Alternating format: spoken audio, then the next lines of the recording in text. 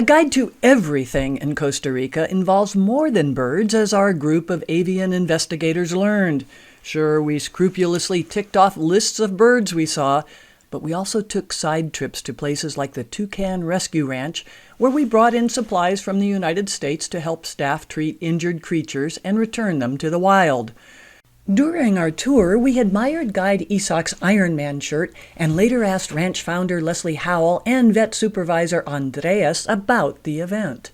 One of the things we're curious about is Andreas's Sloth Ironman shirt, which, Leslie, you can explain what Sloth Ironman is. Sloth Ironman is an event that we do during Sloth Month, which is October, and it's an event that we've done for several years now as a fundraiser, and it is basically an Ironman Games, but for the sloths. And so each person selects their slothlete of who they're going to support through the games, and they have to do a series of activities. It's basically things that they do on a daily basis, enrichment activities. But the first one is like eating a hibiscus flower, and that's timed. And then the second one is like a 1 meter dash, and then one of the other ones is called a poop off, where we time them for their pooping skills. Okay, and Andreas, your sloth was? Last year, my sloth was, I believe, Tallulah. And how did Tallulah do? She did really well. Yeah. Okay, so what is a fast 1 meter for the sloth? A fast 1 meter for a sloth can actually be quite fast. And I do want to know about the pooping skills. Yeah, well, sloths only go to the restroom about once a week, and they will only go in a very specific way, and they can take quite a bit to do it, because since they only go once a week, they can hold up to 1/3 of their whole body weight every time they go. And so, that takes a while. And to win, is it speed or quantity? It's speed. And both of the happy and sad notes, we'll start with sad, they don't all make it. How do you emotionally cope with that? It's very difficult, actually. I've been doing this for many, many years, and I've been taking care of the babies, so I don't sleep very much. But it is very emotional, and you get attached, and he'll be the first one to say to me, don't get attached. We can't save them all. People say that to me all the time, but it's different when you're, every 3 hours getting up and feeding this baby, and they look like they're doing better, and then they have a setback, and they end up not making it, and we just have to keep going. And a couple of happy stories. Yes. Well, I think one of my favorite slothleets, actually, that we've ever had, his name is Cronus. He was happily released this past year, but he is probably one of the coolest sloths I've ever had the pleasure of working with. Extremely, extremely, extremely, extremely intelligent. Yes. Some might say annoyingly so. His favorite place in the world was away from his foster siblings, deep into a bag of leaves, just eating the best leaves and leaving all the bad ones for his siblings to eat later. He was a good release candidate. He was a great release candidate. We saw animals at other venues like the La Paz Waterfall Gardens, which features indigenous cats, plus the chance to admire frogs and snakes.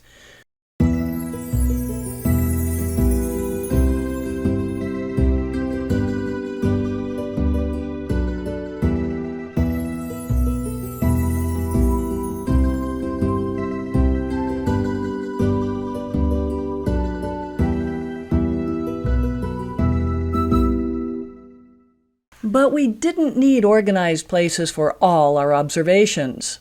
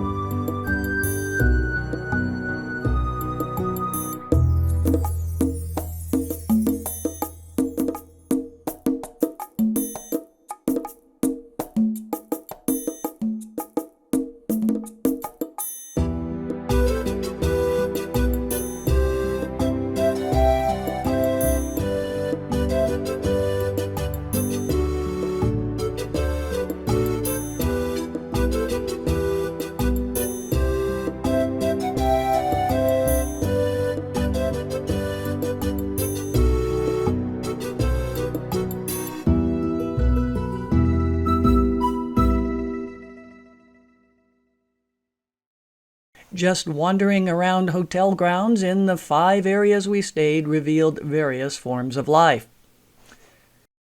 They can move fast, but right now it's not moving fast. We have an orange tail. Yeah, that's a fast one. This is the refrigerator area at Esquinas. Let's say corners correctly in Spanish, and here's the gang. Those hotels added to the trip's fun by providing distinct rooms, beautiful gardens, and pleasant dining.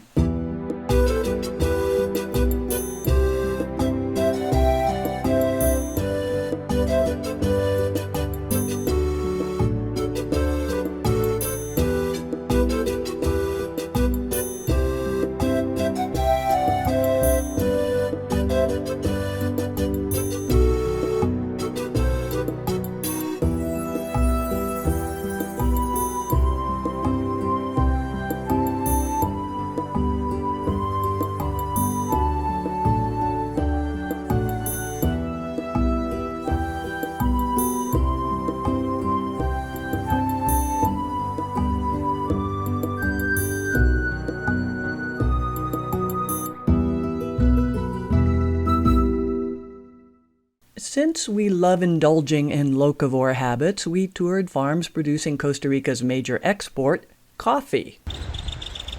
Touring over at Doca Coffee Factory in Alajuela, a place that's been operating for more than 100 years and still uses some of the same equipment.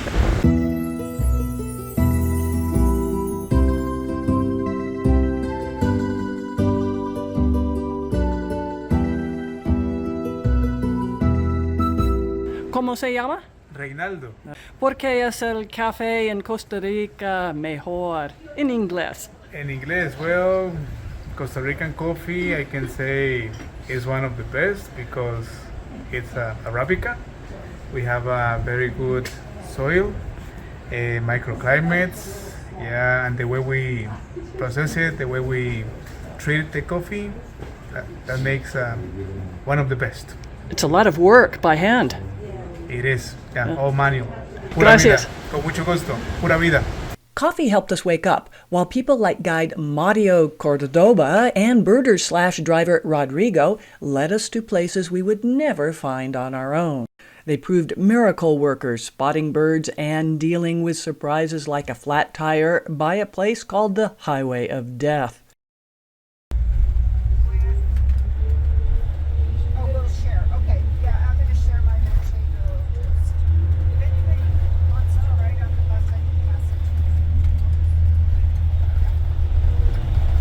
This is not the Highway of Death that we were on earlier. It's worse. It's worse than the Highway of Death? It's worse than the Oh My God road in Colorado. There's trees. Well, Fred, if you tried to drive on this road, what would I do to you? You wouldn't get out of the car and scream.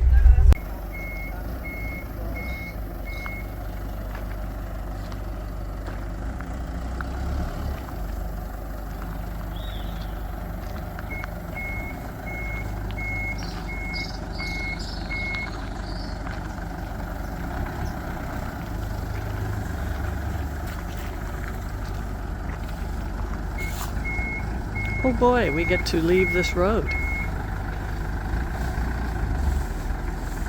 Our hours in the bus never proved boring since the country's landscapes offer so much beauty.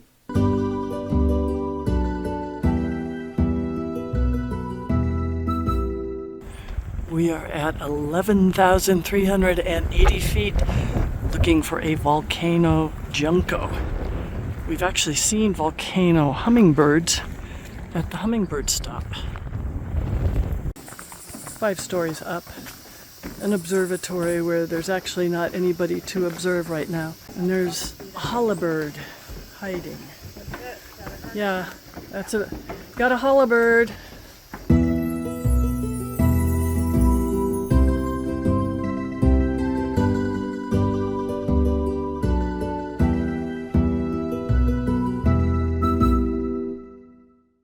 Artists like Tamara capture some of the country's beauty, and we loved stopping at her gallery. I paint since I was 14 years old. I studied art and graphic design, and after that I specialized in scientific illustration. And then this is my work.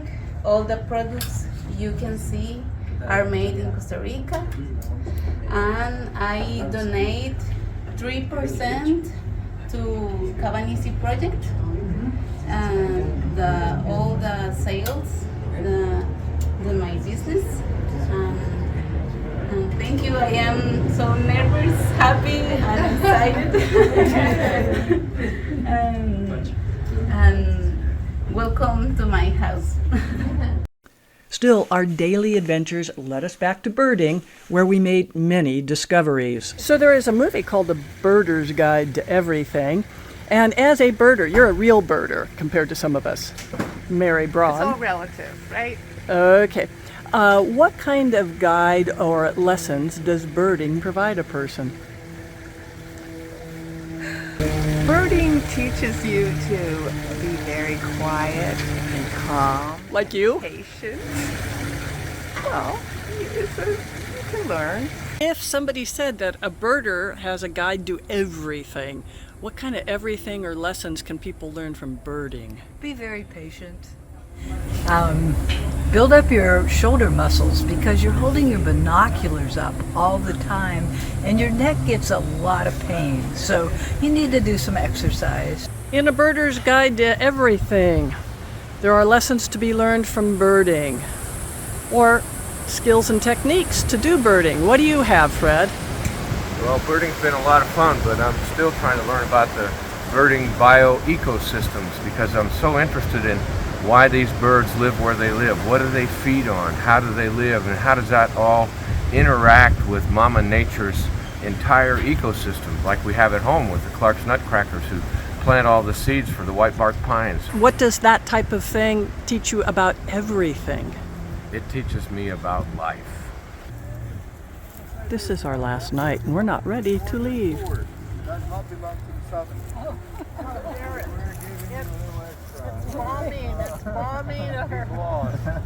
This is what we're looking for?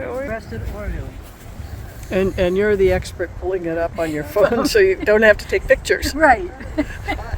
But if I had to take a picture, I have a good phone.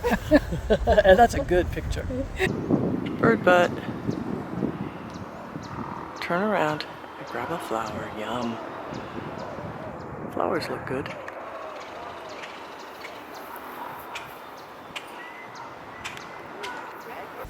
Oh my God, we've become one of them. A birder!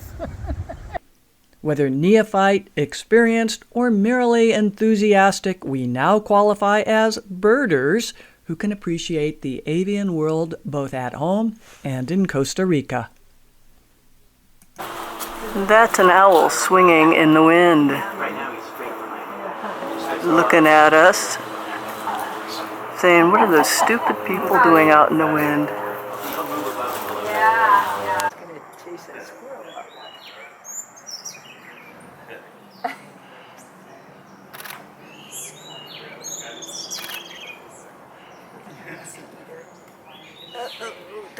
Don't drop it, it's stuck. It's stuck. Flower piercer, he's piercing flowers.